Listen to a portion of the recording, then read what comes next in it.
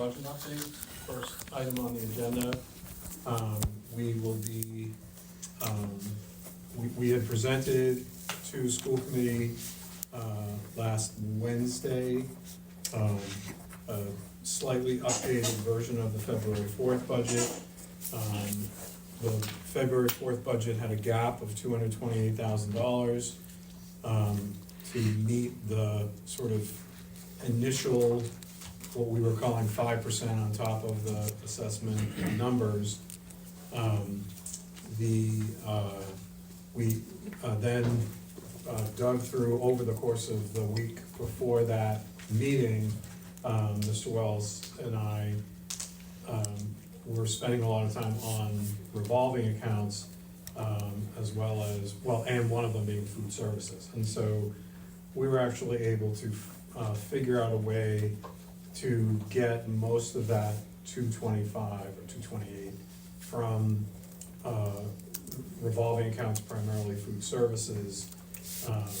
The formula that we've been using in the past only applies to indirect services like gas or heat or electric, and we're able to actually get more funding through that account by focusing on direct services. So what is actually directly being paid for, such as custodial fees and things like that. So there was that, and then there were a handful of accounts that haven't been used in many years, that it actually adds up to more than I think it was about 38,000 that we were gonna pull from those. There's more there, but those are ones that are not specifically tied to, students raised money to buy X. It's, something that was in an account like the 3D printer club, which hasn't existed in whatever, there's 14,000 in that, things like that.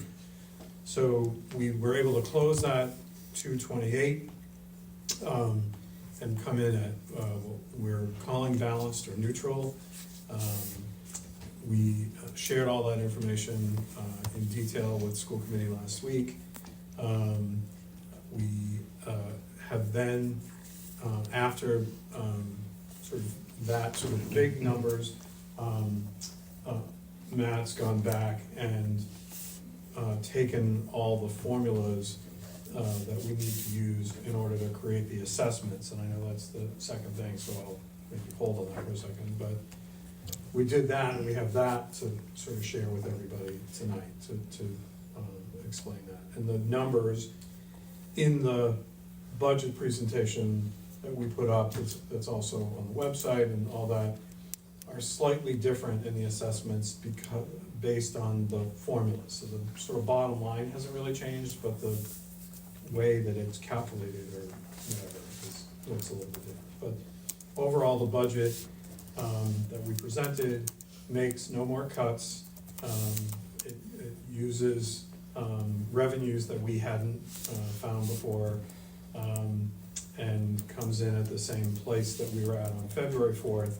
So it still includes the 9 positions that we had talked about cutting, and then not reinstating the positions that we lost in November.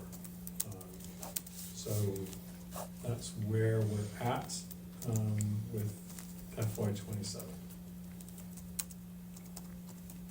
Okay. Obviously, we would be showing you more if we could. Rosemary? Let me just certify my words. So we're gaining money through attrition, correct? That we're losing, the people who are retiring, we're not replacing? Yes. Yes, okay. How many positions would you say that, positions, not employees, are we no longer going to be? Well, there's the position, you mean like positions that we're not gonna fill? Yep. So it's just one. Well, that's not, there's 2.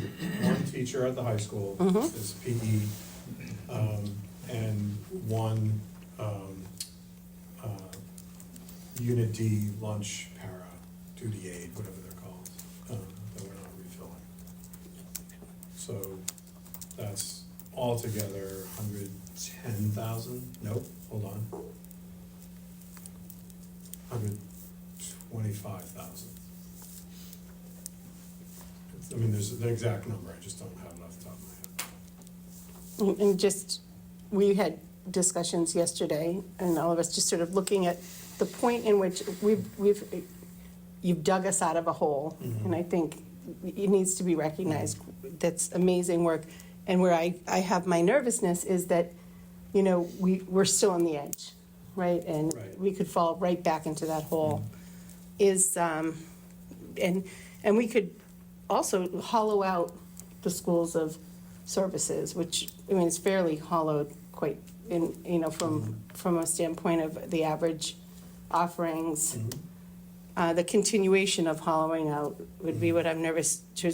Is there, not that, I mean, this is kind of funny to ask you because you're sort of interim, but what sort of room do we have to build? I think, how many more years until we're off of that cliff? We've got our stabilization in order. Because I feel like whatever anyone can say, Yeah. the last circumstance happened because we were too close to the edge at all points. I mean, well, somewhat. I would say that, It's not I would that say, we were too close to the edge, it's that the edge was in a different place than that they folks thought they were. told. Yeah, and I think that there was a point in which COVID money came in that I think a lot of places Oh, yeah. may not have handled well across the state. And to the degree that we did not handle it well, I think that before that, we saw some of the stuff, but Yeah, I think that's a contributing factor, but it's not, not the ultimate. that's, one of the big theories was that we had all these positions and then we didn't get rid of them, and they were COVID money. Well, yeah, that's true, we did, like a lot of other places, but there were lots of other things that went wrong over the last few years that wasn't just COVID money. Just for clarification only, when we hire and we do a position, and I'm asking you, if it actually shows improvement of the students, we've identified that there is a need, and our goal is an ability, and our goal is to educate to the ability. So I personally wouldn't see that as, oh, you snuck in a person. I would see that as this was a needed position. Agreed. Yeah, okay. Yeah, yeah, no, I think we very much agree. Yeah. It's that when the ESSER money was available, and everybody was warned, don't spend it on people, because you're gonna hit a cliff, and whatever. And it was next to impossible not to, so I can't blame Whitman-Hanson for doing what most folks did, which is, think about post-COVID and the need for adjustment counselors and, social emotional support. I mean, that, we did it. And then it was this sort of like, well, hopefully 3 years from now, we're gonna have enough money in the budget to be able to cover it. And, well, okay, it didn't happen, for almost anybody. So that was a piece of what happened. And that didn't necessarily bring the district to the cliff or throw it down the hole. Other things like having a $4 million line for insurance and cutting that to $2.5 million. So, I mean, that'll bring you to the cliff. And As does there's plenty of those. So I think that it's, to your point, and I apologize if I'm talking too much, but. No, I think it's important. I think to your point about, so when do we start rebuilding? Yeah. Next year, as much as humanly possible. Right now, I think our goal is, don't decimate the district, stop the bleeding from the actual instructional practices and all that happened, and get us stable enough so that next year, in September, October, when we're having these tri-board meetings, we're not going in saying, mea culpa, we just need 3%, please be nice. Next year, we're going in saying, okay, so in order for us to actually do the things that we need to do and to build back, the services that got lost, we're gonna need to do X, Y, and Z. I hope, I mean, I think, we're still gonna be facing the same kind of financial realities that we are now, in terms of rising costs and, whatever, that they're still gonna be out there. And the two towns, I don't think are in great shape, like everybody else around, to be able to say, okay, now we have, scads of money to throw at stuff. We're still gonna say, well, we're tight financially and, we'll have to figure out, whatever. We're just gonna have to make a better case and a more convincing argument for how to shift the dialogue to getting this place back to a more fulfilling experience for everybody. Thank you. Sure. Any other questions from any other committee members? Any questions over here? All right, Dr. Marcus, do you want to move? I know you kind of pushed off the assessments because it was a separate agenda item, but do you want to talk about them now? Oh, look at this. Hold on. Oh, Yeah, 14. Do I have this? Mr. Chesson, can I ask a question? oh, yeah, sure, sorry. I was just curious, last week at the, one of the public comment meetings, people mentioned asking about reinstating the adjustment counselor that we lost in November. And I am wondering if we have an idea of what the cost would be to reinstate that position, given what we've just experienced and given that need. I mean, I understand it's more than just salary, but I'm just wondering if there's any possible consideration, because I really doubt that anyone in either community would say that that is an unnecessary position. That in the later start, did we get any numbers for that yet? I know that there was a free option presented a while back. Look at that.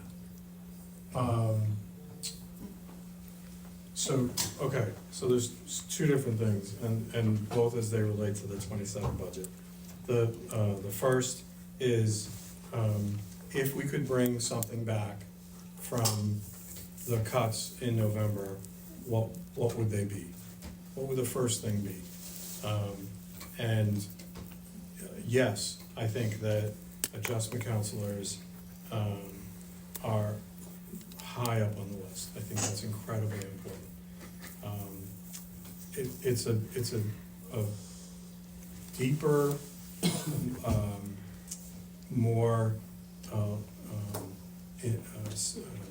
involved conversation with the admin team to talk about what would the number one priority be and how do we make sure that that happens and whatever. So not only do we need to think about sort of what if, the scenarios of what if we don't get enough money, but we also need to think about the scenarios of what if we get another 100 or another 200 or whatever from Chapter 70 and all that. And I think that idea of bringing back adjustment counselors is obviously going to be really high on the list.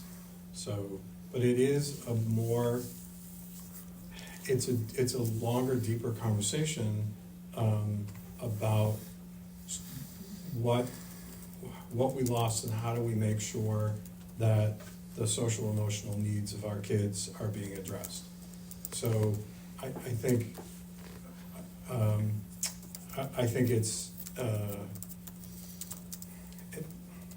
it's complicated to the extent that that there are a lot of social emotional needs that got unmet in November. And that's a big one. And yes, we had kids stand up and say that, the cut of Carissa Shine was, terrible and devastating and all that stuff. Sure, it was. So was the cut to the kindergarten classrooms at Duval. So I think we have to have, it's not just as simple as this one thing dotted line or straight line to this other thing. I also want to be really careful about this conversation to the extent that the Tappa family has never given us permission to have any conversation. well, we haven't mentioned their name. I'm not I mentioning know, any names. I said in light of what happened, so. Well, It's over the last 3 years. Yeah, we've had Okay. switching. and so, and I'm not in your position, so, and I'm not in central administration, so I understand I'm not a member of the leadership team. As a parent of a kid who couldn't get in to see the one adjustment counselor that was had 98% of the time because she was dealing with other kids who were in crisis, the fact that we don't have a second one here at the high school is very concerning to me. So, There are two at the high school. okay, then, Yeah, all right. it was the well, third. And please know that we are on the same page about this. That the concept of making sure that the social emotional well-being of our kids has to be the most important thing. It has to be. So, and adjustment counselors are a huge part of that. So I don't disagree in any way, shape, or form. It's not just at the high school. So if we're looking at that concept of can we bring back more adjustment counselors, it's not a simple yes, because da-da-da, it's, yeah, we have to look at the high school, we have to look at Whitman Middle, we have to look at Duval. We have one adjustment counselor for 430 kids at Duval. One. And that person never stops running from one crisis to the next, all day, every day. So should there be more? Absolutely, absolutely. It's insane what we're doing. But in order to make that happen, we have to stabilize the mess that we're in financially so that we can actually move forward. I can't move forward, I can't in good conscience say, yeah, we're gonna move forward on this concept of whatever, and not have a stable budget to be able to say we can actually afford to do that.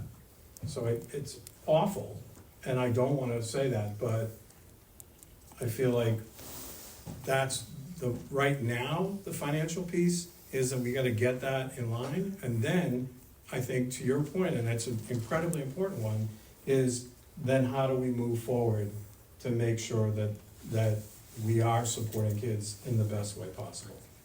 And it is a conversation, I think it's an important conversation that the school committee gives a directive, gives their opinion, gives their, profound thoughts that I need to then take very seriously, and in those conversations with the administrative team, need to say, okay, this is really important, as a parent, as a member of the board who was selected, voted in to, guide us in, yes, this is incredibly important. But it is, I don't wanna say that it's as simple as, I can guarantee that we get $100,000 and I'm gonna put that back in. And I don't wanna draw a straight line to things that have happened in the past, let's say that. There's certainly a dotted line, I will give you that. But I think we have to be careful not to have cause and effect. Just statistically, we are at a higher risk right now. And what happens when you have a community that has had at least one incident such as that, it becomes clear, it becomes a plan B for kids. And I can appreciate really the desire to do, and I really believe that everybody's best interests are up front, but I do think that our job is to ensure that we're creating this. What a horrible position to be in, to have to handle these two colliding issues at the same time. And I don't want to just put this on you, but a thought process here would be, and this is where I want to start with, you could hire a ton of people, but what if you eliminated a lot of the source? And every American Pediatric Society has already said this, there is a straight line between losing sleep and mentally being able to cope. So maybe that the school start time is the quiet start that can reduce some of the burden on the staff during those times. That was what it was. There is a higher risk right now for our kids, and that's one of the reasons I think I talked to Ryan a little bit, right? The urgency to sort of implement these things right now, and like I said, what a horrible time for us to sort of have to face this while we're trying to financially, but a little more thought process on this. Maybe everybody stretch a little bit. It's really important. And I think to that point, it isn't necessarily, again, a single decision, but a number of decisions that need to be made, some of which have financial impact. But as you say, knowing what we know about from research and that we are at a more vulnerable time, what other kinds of things are we doing? That it isn't necessarily that one thing, that I need to be talking with the administrative team, especially secondary, to ensure that we have, other kinds of things that are in place. The programs, the Whitman-Will team is phenomenal. So what else can they do, to come in and support kids? The Riverside has continued to be a wonderful resource. What else can they do to support us? And then working with our own counseling team to figure out what other kinds of things we can be doing. So I think it's a really important point. I'm glad you said it. And what we aren't doing right now, we need to commit to immediately. I don't know that, I think that there's the financial piece of that, the commitment, in terms of what else can we bring in. It might be, for this year, again, because of the timing, speakers and other kinds of things, or whatever, other kinds of support positions. For next year, I think we continue to sort of do everything we can to try to build that back in some way. So and one of the things when we were looking back is there was a no-cost option to starting later. Have we kind of dug into that? And whatever we bring in, if we're actually doing something that's participating in some of the anxiety, right? Not intentionally, but, medically having children come in earlier does create an issue. So whatever we can do just by shifting a time or little things and re-examining that cost, I know it's a pain in the butt, but it's so worth it. As it relates to the budget, yes, we can have those conversations, and I think we need to. And Thank again, you, appreciate that. As we talked about last week, I'm not 100% sure if it's a school committee, subcommittee that reconvenes to review the research and all that stuff. There's no cost to that. If it's the superintendent who brings that forward and creates a community group, which I'm happy to do, again, no cost to that. And then it would be a presentation to this committee at some point about, okay, so what would the actual cost to making that change be? So as it pertains to this budget, just again, it's not built into this budget, is kind of what we're saying. It wasn't a thought in this particular budget. And the reason I'm asking, we still haven't, it's an urgency for about 2 years that we have these, or as long as the conversations continue to happen. Yeah. For our kids, this is a viable plan B for a lot of kids right now, and an awareness to that. No, I don't think that the specifics and the social and emotional components are built into the budget other than the pieces that we've held on to. Okay. So all the counseling pieces, but then to your point about what else can we be doing? Yep. And I'm not sure that that's budgetary so much as it is getting a team together and making sure that it happens. I think that's a good start. Thank you. Ms. McGann had her hand raised. Just so we're aware that it would have to be negotiated. So a change in start times has to be negotiated with the contract in Unit A. I can Okay. appreciate that as part of the team Yeah. heading in Unit A. Right. Thank you. Okay. That Right. was, where are we? So now we're talking, I think we're going to talk about the assessments. Sorry.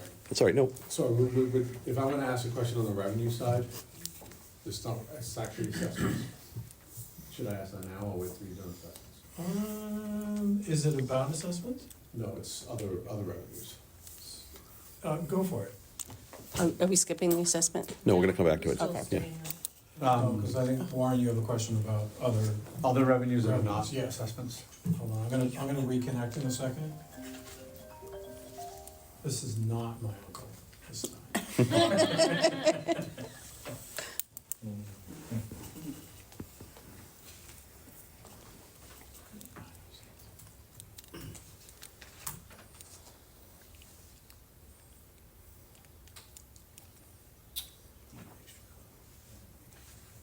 Fixed it. Well, I'm back in, and that's back in. I don't know how that happened, but. All right, so go for it. I guess my first question is, with the chapter 78, is that the most recent number? Yes. Yeah. This on Cherry sheet. 159? The cherry sheet, There were some very recent changes on that.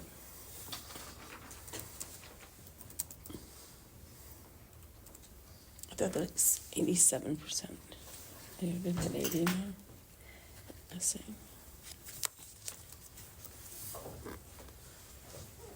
26, 443, 071. That's as of 122. Well, maybe am I looking in the wrong place? This is the governor's budget. Yeah. Yeah, January 20th. Have they changed it since January 20th? I thought that was 150, and there's a 159 now, but that's close enough for the moment. Okay. Things like McKinney-Vento, I know I've mentioned this in the past, like, you've got the number there as 25,000, but are you bringing that up? An average of changes, and where's the number coming from? It's tricky. I mean, where it's coming from is that we basically just moved last year's number to this year because of the Budgeted number or Yes. last year's receipts? last year's budgeted number. So if we take Increase in this year's receipts, and the year isn't over yet, so it gets complicated, it's also kind of like a roller coaster in terms of you don't know if you're gonna get a ton in and a ton out and all that. And it's also the overall cost compared to what you're actually bringing in for the transportation. It's, right, it's not meant to, give you more money, it's meant to sort of support how much you're actually spending. Sure. So, depending upon how many more kids actually are homeless, increases the revenue, but it also increases our cost. What is your actual budgeted amount to spend on McKinney-Vento in this budget? It'll be wrapped up in your transportation somewhere. Yep.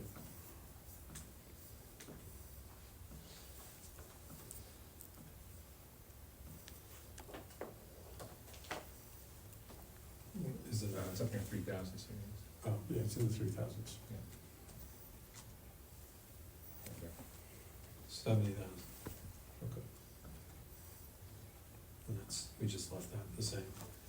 And again, those are, and the other thing we can do is get the exact on 26 on this year to give a more solid comparison. When we did it in January, and we looked at 25, and then they were completely different, like this year was way higher than last year. And it's like, oh, well, maybe there's a trend, well, it's not. No, because there's never a trend. Right, so it's kind of all over the place, and that's why we were, like, we're not gonna try to either capture more revenue or say that there's more expense, because you never know.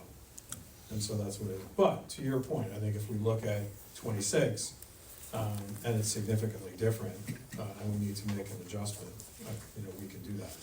Did the district a number of years ago do the changes with the town required through the foster care transportation too? I'm not sure the answer to that. I have no idea, to be honest with you. Because there were some documents that had to be filed with the state in order to be able to get transportation for foster care. Okay. And I just, we That's did a what I lot was of gonna ask. condition in the office. Yeah. So that could have been something that was slipped through the cracks. I do remember conversations about new things in foster care, but I don't remember what happened to them. If I remember, we did not do that correctly, because I think the foster care was included Because I remember the meeting, the foster care was actually included in the homeless, across, other towns did this too. Okay, And they included it and they didn't get the reimbursement, or they got more than they should have, which led to a pullback on the McKinney-Vento okay, at the state level. There was some So- paperwork that had to be done in order to be eligible for it. okay. It's a separate assessment, and again, I wouldn't normally bring it up, but there's just been so many different people through that office recently that. Yeah, we're Yeah. gonna look. I know foster care was handled, through Lisa Forbes' responsibilities Okay. during that time. Because she would set it up with Karen going away, but she would be the one in central office who would handle the paperwork of foster care. Okay. I will look, Warren, because it's a good question.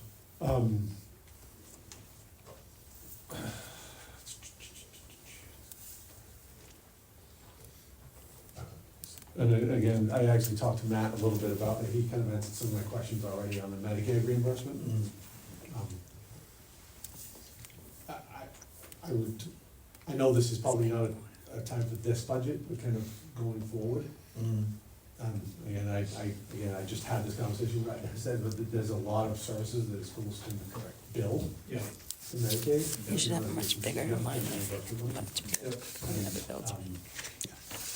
With kind of that 175, it would make me believe that a lot of that is not happening. Yeah, so we had, did you tell Warren about our meeting? So we were briefly. Yeah, so I was kind of asking about it a little bit. So we have a company that works with us on the Medicaid reimbursement, EDMS, is that what it's called? And we essentially asked them to do an audit of all the revenue that we are bringing in and what we could be bringing in. Had a meeting last week with the three of us, plus Lisa Tobin, the nurse director, and Chris Scudino, special ed director, to really sort of analyze what missing pieces we could get and how much we could increase that revenue. I was happy to hear that. The biggest thing that we think we could realize in terms of additional revenue is nursing. So right now, the nursing software runs through Frontline. Frontline doesn't have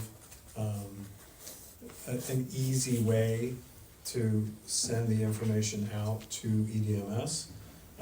It's really just a matter of either A, switching to software that does do that more easily, and that's really a decision for the nursing folks, whether they wanna switch to, it's Snap, I don't know if you know Snap, but, so if they wanna switch to that, there's always the pain of changing software.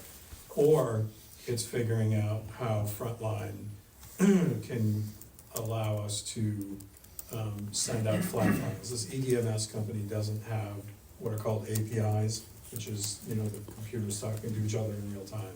So it's sending out a flat file, which is really not complicated, so we could do that. We have to then teach the nursing program through the connection with Into the Campus, the SIS, who the kids are that are eligible, Yeah, right? and what services are provided and moment Right. time studies Yep, and yep. all of that. So Yeah.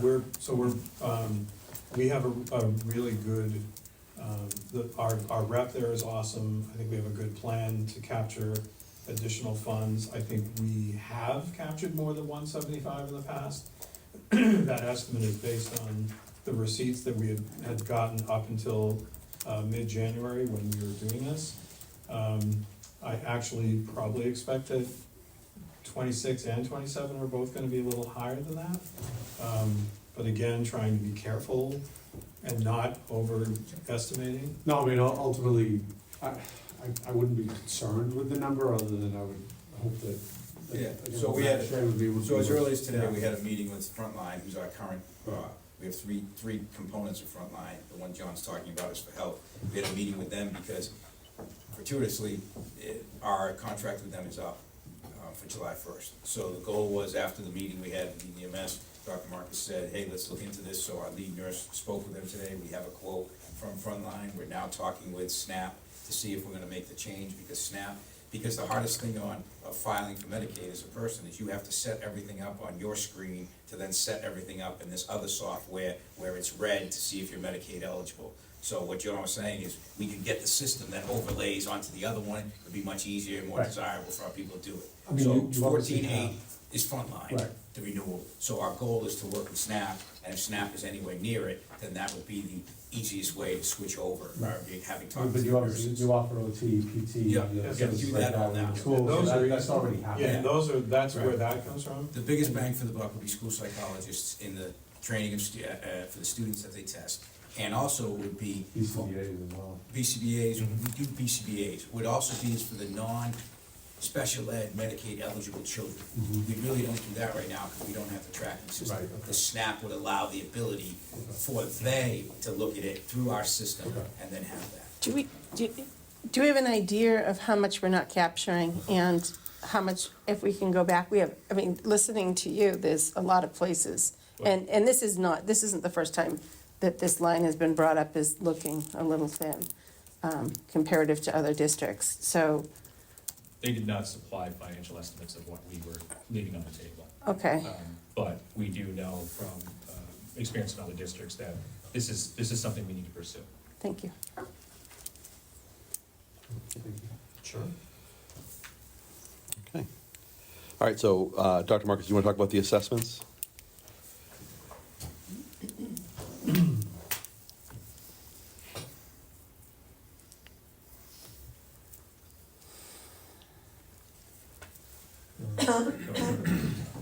Okay. I'll let Mr. Wells jump in on this. Excellent. Okay, so we've run the assessments, we were able to pull the formula together, and feeding it off of the information that we have within the budget. What we were able to come to is for Hanson, for Hanson Whitman, the change in the operating assessment this year versus last year is about 4.92% for Hanson, about 4.85% for Whitman. The change in the non-mandated busing assessment is increase of 13.46% for Hanson and 13.45 for Whitman. Very similar in both of those across both districts. The debt assessment dropped significantly for Hanson and dropped a little bit for Whitman. We had a lot of debt that came off. I think right now the debt that we have for next year is the last high school payment. And then that's gonna be gone as well. So for FY '28, we're won't have a debt assessment at that point with Whitman handling the borrowing for the middle school. And then that makes a total assessment change for Hanson of 3.27% increase and for Whitman a 4.77% increase. So there are differences between the two numbers in how they drive forward. The assessment is based off of the statutory method. It rolls through, it pulls the budget, reduces out all the costs that are revenue costs that we know we're getting from Chapter 70, pulls the debt service out, because that actually gets recorded on the debt service assessment. The charter school reimbursement, McKinney-Vento, anything we have built in for interest gets backed out of the budget to create an accessible amount. Then we pull out the required minimum contributions as published by DESI, and brings us down to the total additional amount that has to be assessed. Yeah, Sorry. in front of them, that's okay. Yeah, so you see here, the transportation costs come out, the debt service comes out, that gets you down to your first subtotal amount. Next section pulls out your Medicaid reimbursement, your Chapter 78, all your other revenues are coming out of this next section as well. Few items that are included in the budget and not necessarily in this. Thanks, George. Gets you to your net school spending budget. Once you move down to the next section, from the net school spending budget, this is where you're backing out the Hanson and Whitman required minimum contributions as calculated by DESI. Those numbers come forward. And this is where, this is kind of interesting, because we always talk about the 60-40 split for Whitman and Hanson. And here, when you look at this, when you calculate the split, it's more like a 54-46%. So, with the minimum contribution, it's moving closer to a 50-50 based on DESI's calculations for this.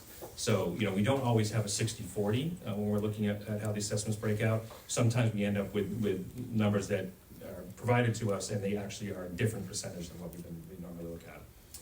So from here, you end up with that total addition amount to be assessed, and then this is where we bring in the the assessment percentage is based on student enrollment. And this year it's 60.87% for Whitman and 39.13% for Hanson. Those numbers carry through down to the next section.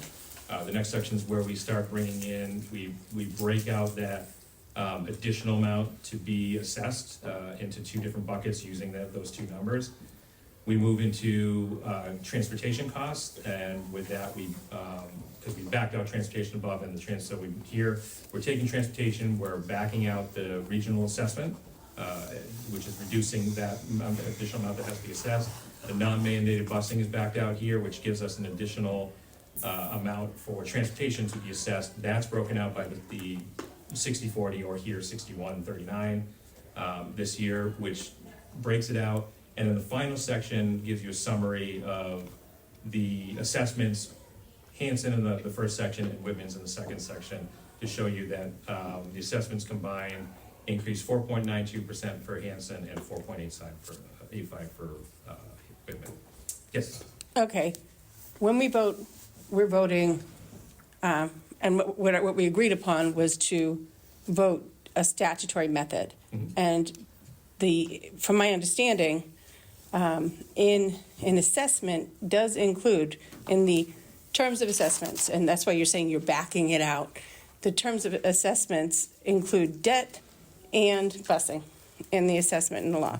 Now, how could that be a true statutory if it is not including the debt? So what we're actually doing is a form of alternative still. So when we're voting this budget and we're backing things out, it is an alternative method. It is not really the true, it's only, we're doing statutory for only this portion and not, no, it's aggregate, so we're throwing it from the aggregate when we're pulling it out, is what we're doing. The debt is assessed the same. Okay, the debt is, okay, It's I just appreciate on a it. separate sheet because most districts and towns want to see the debt separately from the operations. Okay, and I'm just pulling. Yeah, so the- debt yeah. gets pulled over. We have another sheet that does the debt, and then that gets rolled over because it's voted separately on the town meeting floor, and they like to see it as separate. And like I'm saying, this is what we're saying. We're Yeah. telling, Yep. and it's really important that we're clear and we're honest. And Yeah. if there is a difference and we're pulling anything from the aggregate, Yeah. that we're clear with our voters. This is pulled from the aggregate. Chapter 70 is an aggregate law, aggregate wealth. So when this is pulled over, it's shifting responsibility. Yeah. I think whatever we do, we're clear and defined, because we can't really use past practice as an excuse if it isn't well, clear and defined and known to everybody. So I am questioning if we are actually, we're actually still to some degree, by pulling it out, not fully doing statutory, but doing a version of an alternative method. No, we're not. So the assessment has been done this way for a number of years now. And when that debt gets pulled out, it's actually done on a debt assessment sheet. That's the next sheet over. And if you look at the debt assessment sheet, it's the same format. It's just taking the debt and making it a clear line that they can see it separately from the But the operating busing isn't done like that. What's that? So in the law, the assessment includes busing and debt, Yes. right? So yes, you're saying, okay, we're doing the debt that way, that's good, but are we doing the busing and the debt that way? So the busing is following a slightly different format. So the busing follows, when we go to the regional agreement that was amended back in 2020, the model that was pulled forward has two sections to it. So it has the aggregate above minimum contribution method, which is a statutory method. And then it has an item number 3, which is a special operating cost, which include unique to particular town, costs that are unique to the particular town for maintaining programs and services. Those costs are borne by the particular member town. So when we look at transportation, there's two pieces of transportation. There's the mandated transportation and the non-mandated transportation. So with the mandated, that large portion of that actually goes forward for reimbursement from the state. So that portion is mostly assessed. I think at this point we're using 80% as our budgetary number. We've heard 85, we've heard 87. We've heard a few different numbers of what it might. We've heard 90, that it could even be 90% that they reimburse, and that's never gonna happen. So some people throwing out 100, and Jay Sullivan's very clear he's never gonna do 100. But So, you know, that portion gets, that's an assessment that comes from the state, which directly reduces the assessments that are sent to the two towns. So with the non-mandated is for transportation that's very specific to each town, and those are students that are transported that are under the 1.5 miles and are not eligible for the transportation reimbursement. So that's assessed in a different model, and the way that we assess that is we use the mileage rate to do that assessment. And there's a reason we use the mileage rate, and the mileage rate is used because the mileage rate actually takes less money that charges directly to the two towns and leaves more money available for the state assessment. In essence, what that's doing is we're taking and we're submitting more money to the state and getting more money back from the state, and that in turn becomes less money assessed to the two towns.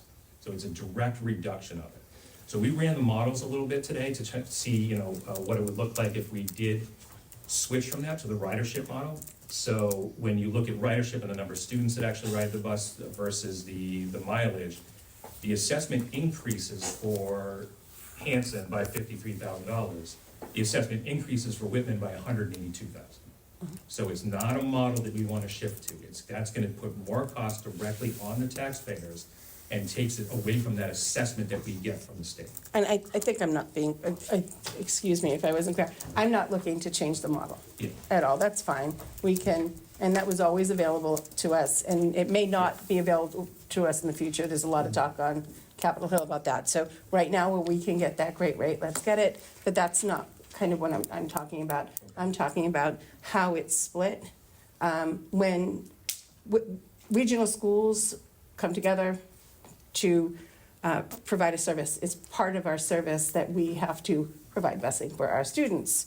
And when we do provide that busing for our students and we make that commitment, we can do it within the assessment because it is supposed to be about assessment. We break it out. There are two different components in which it can be broken out. It can be broken out at whole system or individual busing, right? Individual busing would actually, if we did whole system, we would need, we could play around with the busing a little bit more and, you know, but if we do individual, but then at that point, some of Whitman students could technically be counted towards making a whole bus because you need 70% of the bus.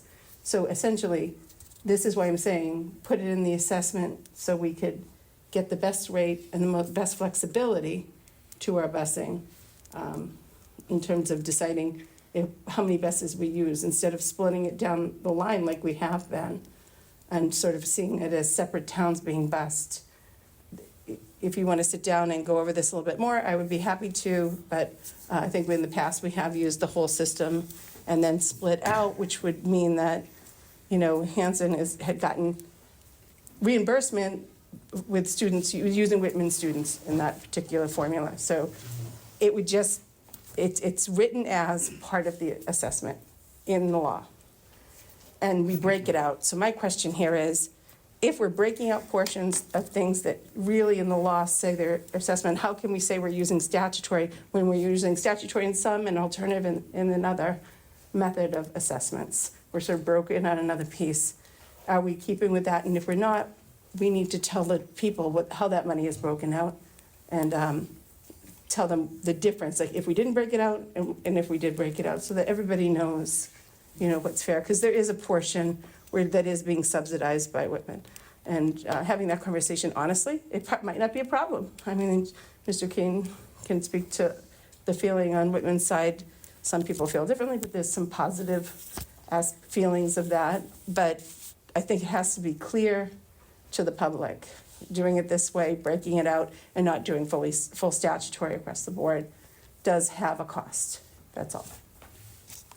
Okay, Mr. Kane? I was under the impression actually that we're following the original regional agreement for transportation, not the, what was amended. It did get a little bit confusing, but what was ultimately amended in, what'd you say, 2020? The 2020 regional agreement, I'm not sure if that got fully adopted.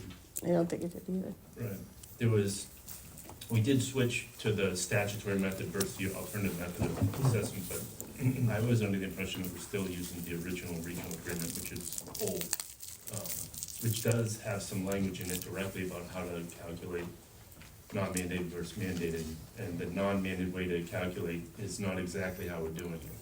So it is a little bit of a, We're happy to follow whatever the regional agreement is. We've done a lot of work to try to figure out this particular piece. And what we came to is not just like, oh, we're just doing what they did in the past, but this is, since that 2020 to 2021 agreement, this is how they've been doing it. So somewhere along the line, over the last 5 or 6 years, somebody said this is how it's supposed to be done. 'Cause we weren't about to sort of change and interpret an agreement that seems to have been voted in a sense to do the method that we chose. If there's something else, and we can get our hands on it, great, but. maybe I'll have Mary Beth contact you, but the mileage method, there was a big deal a couple of years ago where we switched over to the mileage method, and without question, that makes sense. The question here is whether the non-mandated should be broken out as a separate line for Whitman in Article 2 or for Hanson in Article 5, or whether the non-mandated should be included in the overall assessment. So not broken out like that is, just included in the overall assessment. And if I could, that came up in the Regional Agreement Committee, by someone from Whitman, Selectman Freeman. And the Regional Agreement Committee ended with, we can agree on all of these things, we're not necessarily in agreement on the transportation aspects of it. So the committee agreed to sort of say, when this committee convenes again, whenever that was, we haven't done it much this year, then we would move forward in the timeline to get it to selectmen, get it to the desk, and get it to whatever, leave it as it is, because one of the pieces that was in the regional agreement was now you had to look at it every 3 years, and then say, what is the state of the district in the 3 years, and then hopefully be able to address that transportation piece between what is the mileage method and what is the non-mandated at some point. So I want to be really clear here. I'm saying we are not using the statutory method in the complete way if we break out the mileage and then use an alternative method. So when we vote statutory and something else is being applied, and I remember our original agreement states it converts to the law, right? So the Second Amendment wasn't fully voted. So if we're using that as a baseline, and I remember it the same way that you do, Sean, if we're using that as a baseline, then it goes to the original agreement. That original agreement says converts to the law, which becomes statutory throughout. Within statutory, it should include busing, and I believe debt. And I'll double check that. I think you might, what you're already doing, Yeah. is what you're saying. Yeah, we're just pulling it out so it's visible. Now, if we're going to do something different, we can vote something different. But it has to, and this is just the only thing I'm saying here. It has to be clear to the public that this is happening and this amount, and that it's well known, because we have a history of not doing that. And what that can do, and has a risk of doing, is diverting money out of education, right? So anytime we shift away from the aggregate, we put a pressure on whatever town, and even if we're moving to the middle, whatever town to actually fund education in any sort of way. And that's really what we don't want to do.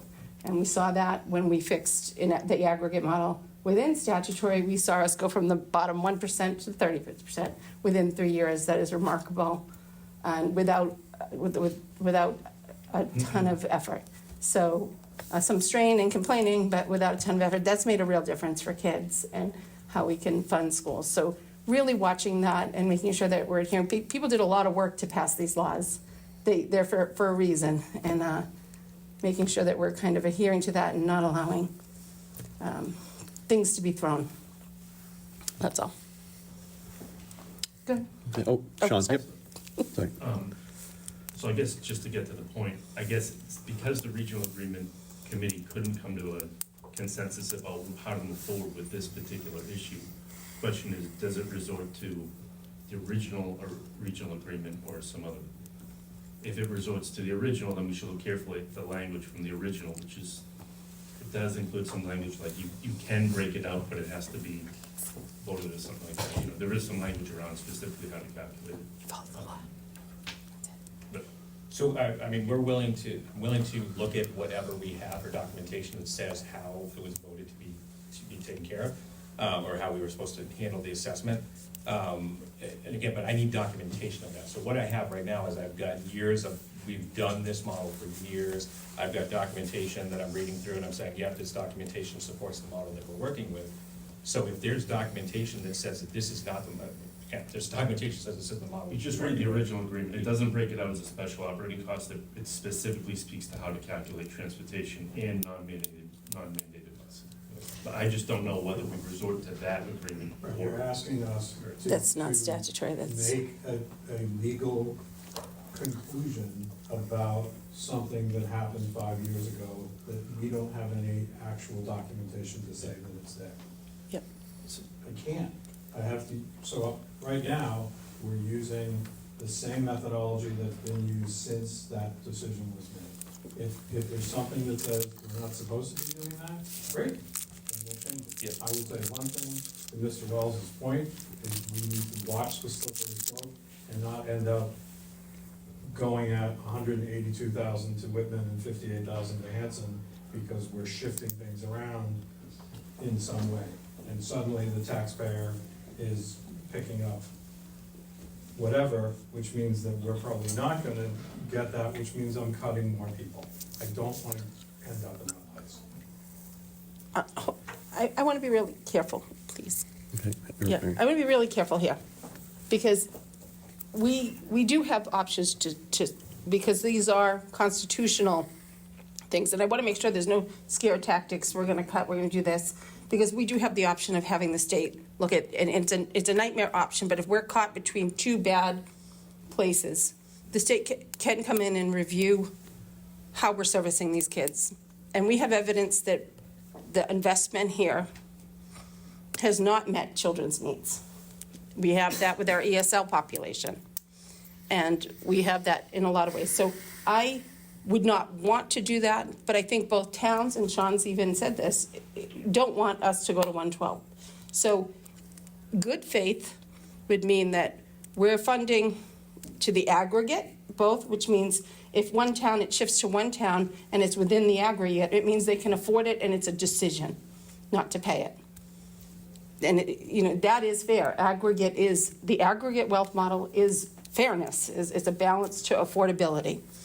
So if we're saying we're doing the shift to an aggregate, that shift is made, and the excuse is we won't pay it because it's just not what we want, then that is when I would introduce the state and say, because we are at a point in which the towns have to recognize that our funding is far below the majority of the state. And the percentage of the levy that they have invested to education has been decreasing, at least on the Whitman side, from upper 50% to the 50th percentile to 41 percentile. And what they're not building around education, they're not prioritizing education in a way that, in the way that constitutionally you would expect. Additionally, we are on the razor edge, and I want to empathize with anybody building this budget and how much work they've done to even bring us there. But all of the risk is in the schools. We have the aid that fluctuates at the higher rate. It is not built into the levy. Like almost all the other departments, it's the last thing that's considered. It's the thing that falls off. So asking for a robust ask for the towns is stabilizing for them too. Our district deserves the same stabilization that the towns have provided for themselves, and we don't have it. And you can speak to our stabilization accounts, you can speak to our circuit breaker accounts, and I think somebody used the word future-proofing, and I think that's a beautiful word for students, but if you haven't considered if we can carry through to the year without handling any unforeseens, you're not future-proofing and you're not handling the towns, we're not handling this correctly. So I would be okay with having a third eyes on this if it need be. Okay. Ms. McGann? Rosemary, can you clarify to me, are you asking for more of an assessment for the towns? For us to give to the towns? To cover that? Honestly, But, in the original question I asked is how many years? oh, I'm asking for at least a plan forward to that, the stabilization. My hope that, if you want my dream, yeah, I would have hoped the towns would so, put it in. with all due respect, you're speaking to the choir here. Oh, yeah, I know. Because it's the towns that you need to be convincing, If not you- us. in for this how room. many- Really, we- right? Okay, No, okay, no? yes, Okay. but the towns accept the budget we give. Well, So, well, they don't have to. accept is a strong word, I think but yeah. that I know what was you the mean. whole beginning of the conversation. The town isn't the final deciding factor. This is, education is ultimately held at the state level. So that if it isn't meeting those things, which we have signs that it's not, it's okay to go to the state if we aren't, is what I'm saying. I gotcha. Okay, thank you. Okay, do we have any other questions about the assessments? I also want to, we have our next meeting at 6:30, so I do want to give people an opportunity to make it downstairs for that. So does anyone have any other questions before we, Dr. Marcus, is there anything you want to add to this before we adjourn? No. Okay. Matt, is there anything you wanted to? No, I think we're good. Okay. All right. So thank you both for that. Our next item is picking the next meeting date. I'll take suggestions from the subcommittee about when you think we should meet again. Okay. So, Ms. Blackman, we have a meeting policy meeting next week, correct? Yes. The 18th? So we have a school committee meeting on the 25th, and then I don't have my calendar in front of me. What's the first April one? Is it the It's the 15th. the 15th? 15th and the 29th in April. Do we want to do April 15th? It's also texted, just FYI. Okay, You see me. seems symbolic. Yeah. Does April 15th, or do we think the 25th would be, there'd be cause for us to meet earlier than that, to meet on the 25th of March? I think it's budget season. We should be meeting early if there's any Okay. adjustments that need to be All made. right, so we'll set our next meeting date for the 25th of March at 5 o'clock, right before our school committee meeting. Okay. All right. With that, I'll take a motion to adjourn. Different room. Second? Oh, a motion to adjourn. We need a second. We need a second. Second. Second. All right, all in favor? Okay, thank you, everybody. Thank you.